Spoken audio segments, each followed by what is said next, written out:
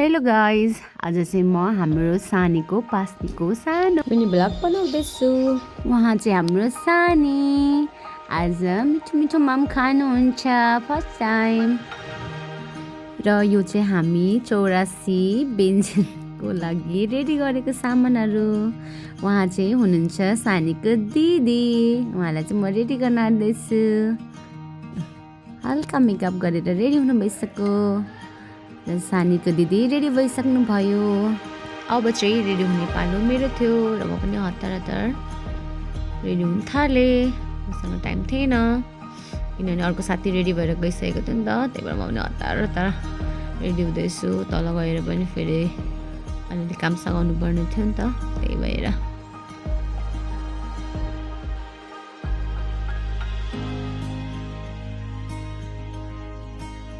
मलाई चाहिँ साथीले फोन गरेको थियो, छिटाइज भन्दै थियो नि त। म चाहिँ फेरि फोन पनि नउठाइकन रेडी हतार रेडी नै हुँदै थिएँ नि त।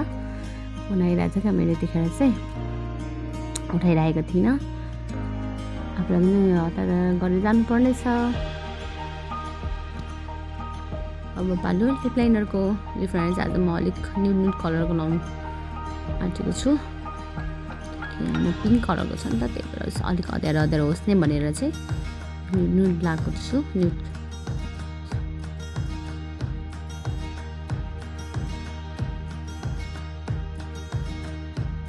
र फाइनली म चाहिँ अब रेडी भइसकेँ।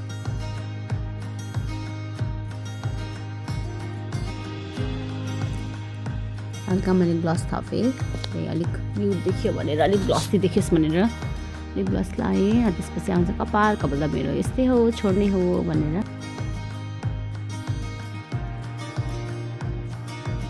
अब पालो मेरो इयरिङको।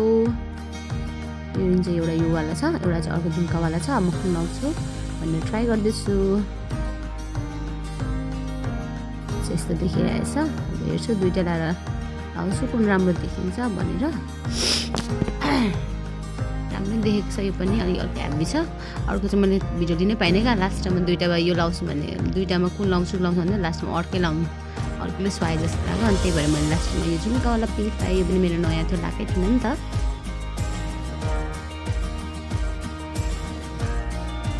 यो हो मेरो फाइनल लुक। अब म चाहिँ रेडी भएर जाने हो तल। सानी पनि नुहाउनुलाई रेडी हुँदैछ, मक्क पर्दैछ। यहाँ चाहिँ हाम्रो 84वटा आइटम पनि रेडी भइसकेको थियो। यो चाहिँ सानीको नुहाउने पानी रेडी भइसकेको छ, यसको मम्मी। यो चाहिँ सानीको आजको लुगा। सानी नुहाउँदैछ, खुसी हुँदै, रुँदैन पनि क्या फेरि नुहाउँदाखेरि पनि। सानी नुहाइसक्यो, सानी खुसी हुँदैछ। यता हुनुहुन्छ हाम्रो आन्टी, जिना आन्टी।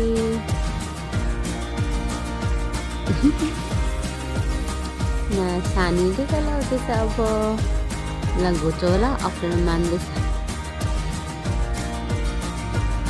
सानीले नाना लगाइसकिन्, अब हाँस्दैछ, खेल्दैछ। वाउ, हाँस्दैछ सानी।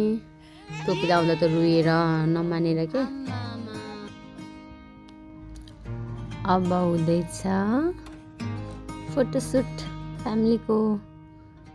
अब पाला है सानीको टिकी लाउने।